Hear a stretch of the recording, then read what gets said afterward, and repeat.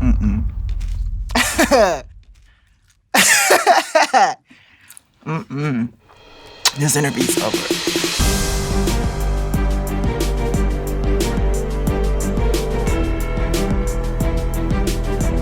Hey, what's going on, everybody? For First We Feast, I'm Sean Evans, and you're watching Hot Ones. It's the show with hot questions and even hotter wings. And today we're joined by Issa Rae.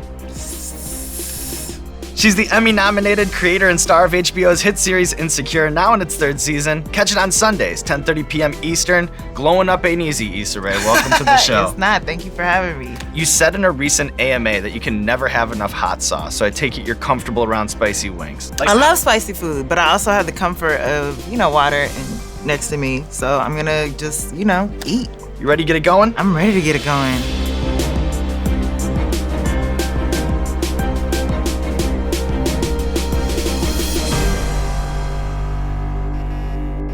All right, so this first one is the howler monkey, and you'll start at the handle. Start at the handle, all right. I'm so hungry, so thank you.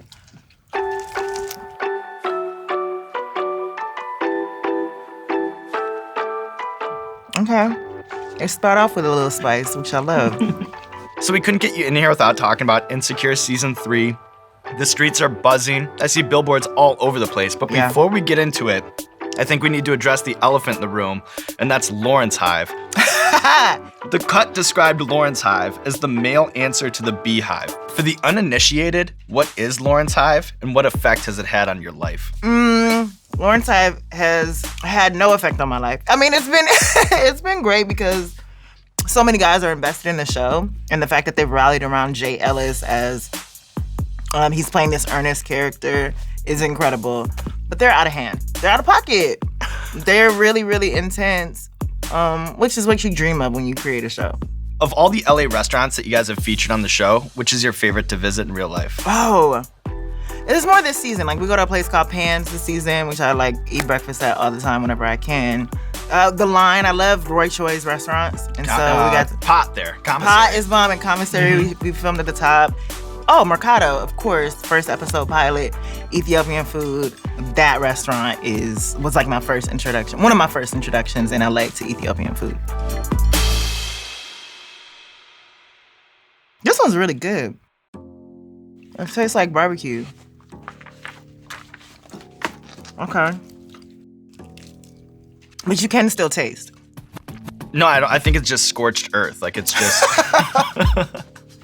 Okay. That's not good for me. I've lost it all. Yeah, I have a competitive edge. Okay. So while at Stanford, you created a web series, Dorm Diaries, which you said was birthed from procrastination and being on YouTube constantly. Do you remember the web shows or internet videos that you were watching back then? People lip syncing, people at the zoo. There was a Plies video that I used to love. He did like this reality show called Busted Baby. And it is the most iconic video to this day that I've ever seen. I don't even know if it's still on the internet. But a lot of just college people creating stuff. And then you're big about writing what you know, and it's clear from watching Awkward Black Girl and from watching Insecure that you've had some boring as hell 9-to-5s in your life. When you think back about the strange jobs you had before show business, are there any that stand out?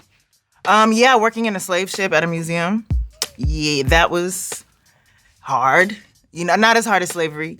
But it was depressing to be there every single day. And that was, I'm glad I'm out. I'm glad I made it out. So this next one is the Pirate's Lantern. Who names these? But Pirate's Lantern, like, because it's fire? Oh, okay, I get it. Okay. I don't like it. It's bitter. It has some mustard action to it. I'm sorry, Pirate's Lantern. You don't need to apologize. Okay. So if anyone ever gave Hot Ones a $1 million budget, I have no idea what we'd do with the money, how we'd spend it. So I'm curious, when HBO gave you your first big bag to make Insecure Season 1, what was the most awesome thing about having money? And then what was like the biggest waste? I used to do this for $5 in my dorm room thing. Oh, man. Oh, definitely going to the Staples Center and shooting a fake hockey game. Expensive. Super expensive. And what was dope about HBO is we were going to try to fake it because we were like, we can't afford to go to the Staples Center. There are real games happening.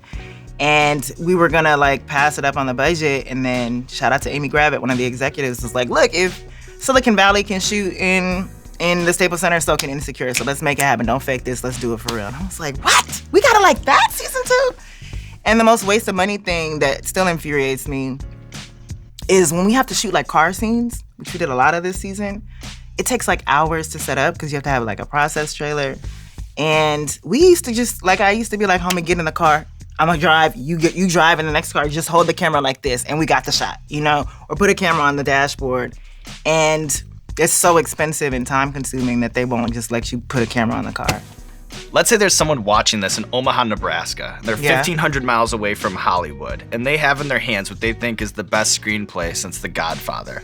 How would you suggest they get someone important to read it? Someone just yesterday stopped me. I was walking through Times Square because I wanted to see our billboard. I've never seen a billboard that large. It's big out there. It's awesome.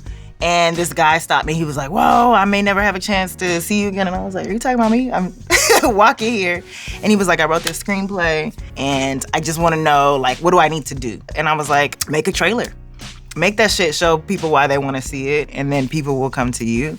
And I think that's my biggest thing. If your thing is the next Godfather, if you have a teaser trailer for it, or you shoot a scene that's phenomenal that piques people's interest, we're just in an age where everybody's just like ready to support what's dope. This one's interesting too. So, you're a child of the internet, a master at the craft of relationship writing, and a self-proclaimed professional stalker. So what I want to do is take an opportunity to talk to you about the bizarre world of dating in the age of technology. Do you think that apps like Tinder and The League are a net positive or a net negative for the dating scene? If you're trying to hook up with convenience, they're like, mwah, perfect. If you're trying to get to know someone, then like so many people these days, because we have so many options, it's so easy to get turned off by one thing. Like you could write the wrong thing on your profile and be ridiculed for it. It's just another way to meet people and make the world a flatter place. We have a friend that responds to every Tinder match by saying, "We did it," with 2 trophy emojis. Is that genius or the work of a psychopath? Every match? Every match, he hits them with, "We did it," and 2 trophy emojis. And that's insincere. I don't like it. I don't like it at all. And then the writing in Insecure is really on the zeitgeist, but there are a few places where millennial slang travels faster than in the world of dating. So what I want to do is hit you with some new school dating terms. And if you know them, maybe you can define them for the audience out there. And if you don't know them, maybe you can guess what they mean, okay? They're all real? They're all real. Breadcrumbing. What? Breadcrumbing? Mm-hmm. Is that like when you... Are these... Is that when you like are eating and there's like extra shit crumbs? So what it is, leading someone on with a trail of flirtatious messages, but then shutting them out. I was close. You're very close, very close. Benching. Benching? Oh, when you're like taking a break from your hoes, right? You have a rotation, you have a roster, and you gotta put one to the side. You gotta put a couple on the bench. Yes. Bing, bing, bing, bing, bing. Thank you. Cuffing season. Cuffing season is that time usually during winter months, maybe starting in fall, late fall, where you gotta find a boo to stay warm. There it is. And then the slow fade. Oh. Is that when you're basically ghosting? You kind of like give a message here and there. You slowly work back it away. out. Mm-hmm. And then one more, kitten fishing. That sounds... I don't want to be set up, but I think about kitten, I think about pussy. Mm-hmm. It is lesser form of catfishing, like using old pictures or having a witty friend text for you. I love that. You like Cyrano de Bergerac through name. The messages and through the text. That is a very good name.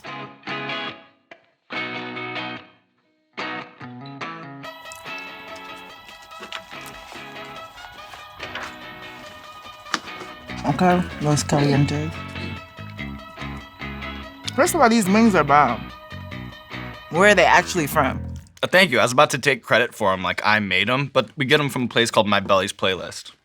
My Belly's Playlist is on point. Mm-hmm. Alrighty, so we have a recurring segment on our show called Explain That Gram, where we do a deep dive on our guest Instagram, pull interesting pictures that need more context. So I'll bust out the laptop, I'll show you the picture, and then you tell me the bigger story. Does that sound good? My Instagram? Of your Instagram. But we actually pulled some Gettys. Okay. Laptop, please. All right, Issa. First things first. All-Star game with Diddy. That was a blast. I didn't go with him. I wish I did, but it was my first time meeting him, and I was just sitting courtside. I got tickets, and he was diagonal, and he came over and asked for a picture with me. I was like, what the fuck? And then he invited me to lunch. He was like, let's go to lunch, and I was like, okay, this is Hollywood. He was like, no, I want to have you over at my house for lunch. And then he really texted me and followed through, and I was in the writer's room, and I was like, guys, I gotta go. To Diddy's house for lunch. Didn't tell them that. And I thought it was gonna be a quick thing, but he tried to have like a full course like meal. Tasting menu thing? It was incredible, but I was like, I gotta get back to work. And he was like, okay, that's okay, we'll rush it. Bring all the courses out at once. And I felt bad. I haven't been back. All right. Do you have a Tiffany story? Do I have a Tiffany story? I have a lot of Tiffany stories, but I'm not gonna say them. Because that's what we do, right, Tiff? Stories stay between us. I do. Never mind. I'm not going to tell that story. What? You can't leave us there. I will say, one of my first times getting to hang out with Tiffany, it's one of my favorite stories. She met one of our cast members. Who shall remain nameless. I had a little party in my hotel room at Essence Fest. Her girl strip had just come out. We had just all come from seeing the premiere there. And she was like, where the party at? And I was like, girl, it's in my hotel. Come through and then we can go other places. And she meets one of our cast members, comes into the door, does a beeline, and is like, hey, I'm Tiffany. Has a champagne glass in her hand and is like, hey, I'm Tiffany. And demonstrates on a champagne glass her skills. And so he's like, oh, okay, that's what's up. And so then throughout the night, she was drinking more. And she sat next to him and got in his face and was just like, you look like a nigga that likes to get slapped. I'ma slap you. And he was like, well, actually, I don't like to get slapped. And she was like, yes, you do. I'ma slap you right now. You a cub. And just continued to berate him. But then when he told this story later, he was like, oh yeah, Tiffany was trying to holler and omitted that part. Right. Which tells me that I think he actually likes to get slapped. I'll let you guess who the cast member was. So this is where you said it starts to gets a little crazy. Weird. I can see where this is going. My nose just did a little pop. Okay, black garlic. Okay, Carolina Reaper. Is that hot, super hot pepper? Yeah, I've eaten 2 of those, actually. You've eaten the actual peppers? Yeah, like the full pod, popped it 2 times. Why did you do this? For the views. Respect. So Insecure has joined the likes of shows like Entourage and The OC with this incredible track record for breaking music. And I'm curious, what goes into soundtracking a season of Insecure?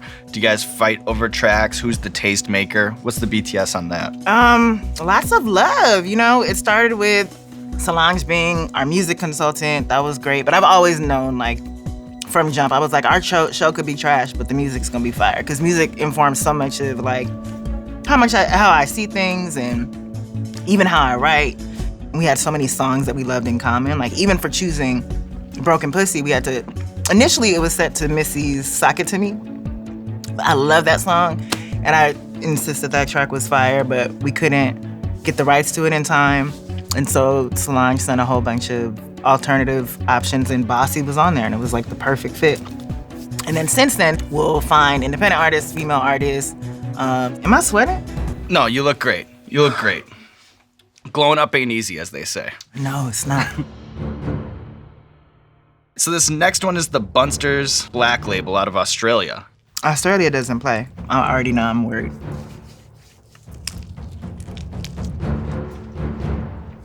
It's like lemony. Okay. It's lemony and spicy. So I want to focus on the Issa Rae do-it-yourself blueprint, because as we've touched on a little bit today, you went from making web shows in your dorm room to then making this hit Emmy-nominated show for HBO. What was your first Mom I Made It moment? Mom, I made it. More Dad, I made it, because Dad was the one that was hard to impress. It was being on NPR. Because I was like, oh, I know you fuck with NPR, Dad. So stop telling me to go to grad school because you heard me on this, you know? But even when I sent, like, after NPR, I got an opportunity to work with Shonda and sent it to the group chat, like the family group chat. And he was still like, oh, okay, great. When are you going to grad school, though? What's the most ridiculous gossip headline you've ever read about yourself? That I turned Drake down at a party. This is hot. That, it was dope. I was like, great, give me some clout. But it was ridiculous because I'm a huge fan. All right, Issa. You ready to move on? I don't know. I really don't.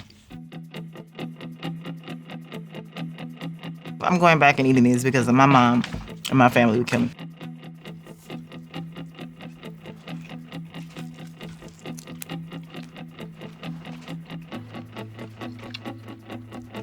Okay, it tastes hot.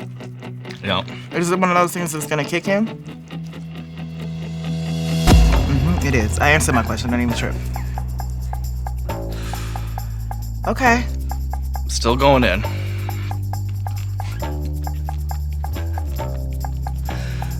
Okay.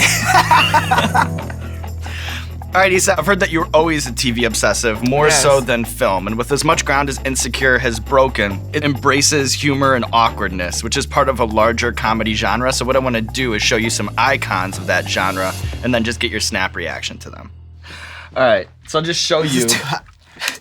But you're still going in. Because it's literally delicious. All right, Issa. First things first. I really didn't hear your question because my mouth was burning. Curb Your Enthusiasm. Favoritist ever. Love Larry. Arrested Development. I've watched the seasons 4 times now, and I laugh and find something new every single time. I wish I could tell a story that brilliantly. The Office.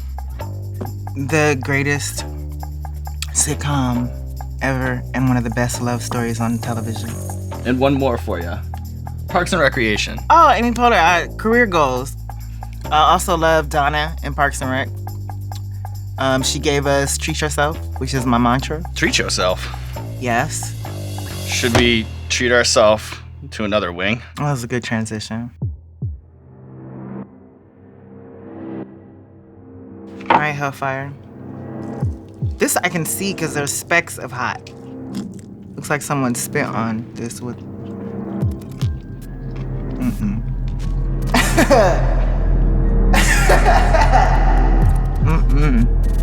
This interview's over.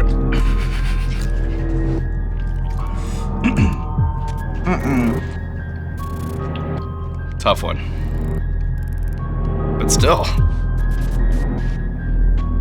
This is too much. This is. The picture, they have like a psychotic clown on the front that's just smiling, and it's fiery food. I feel foolish for eating it. So I know that you really began honing your craft while at Stanford, so I'm curious, what's one Stanford stereotype that's totally off and then one that holds true? Like, is there anything to that Stanford duck syndrome thing? Oh, there's a lot to that. I love that actually about the description of Stanford students, just in terms of, for people who are unfamiliar, people like act like, oh yeah, I'm taking 22 units, it's no big deal, and they look like they're floating, but beneath they're just paddling to stay afloat. And that's definitely a true thing. People would always try to front like, this shit is hard. Just say it's hard, you're struggling. Because we all are.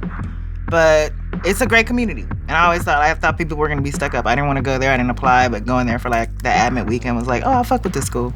And then while you were there, you made a couple dorm room music videos. Do you have a favorite bar from Work in the V or Nani Pop? A favorite bar? Nani Pop. Yes, because I feel like we inspired Cardi B. I don't care.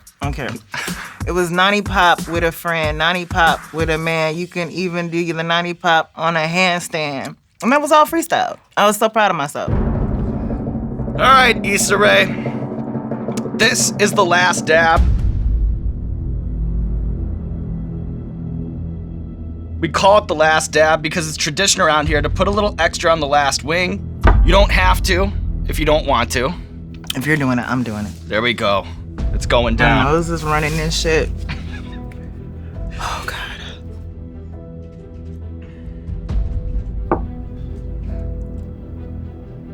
Here we go.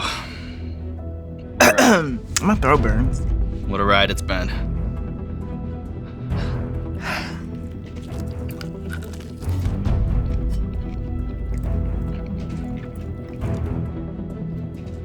This is yours that you made? Mm-hmm. It's like you like to just top it off.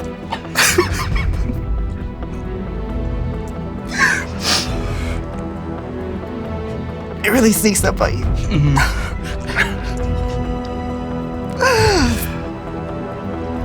Well, that's how we close it out, Issa. And from the howler monkey to the last dab, the glow up is just a little bit too real, but there's just one more hurdle standing between you and the finish line. Your character in Insecure is famous for revealing her truest, rawest emotions when she's doing these mirror freestyles. So now that you can see your own reflection in the sauces that you've conquered today, can you hit the people with a few bars about your fight, your battle with the wings of death? You know I don't do this, right? I'm a terrible freestyler.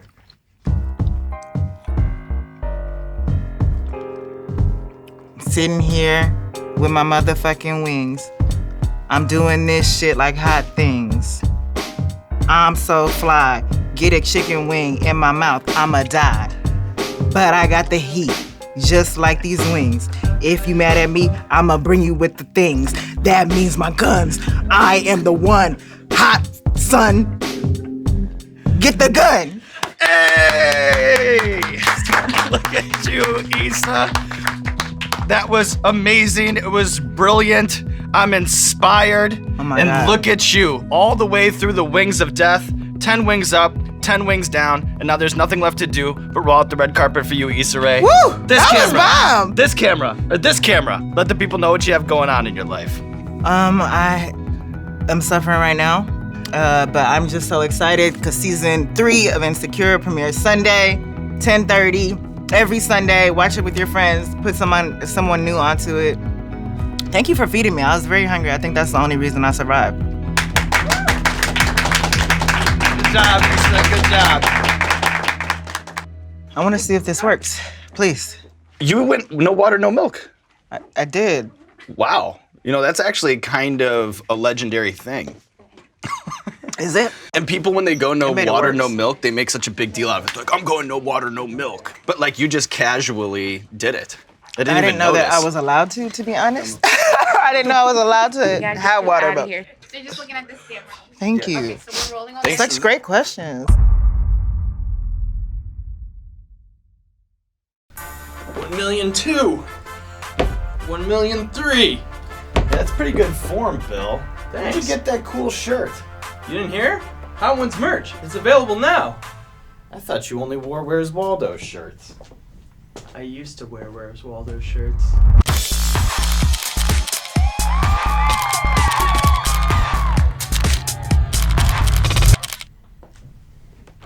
One.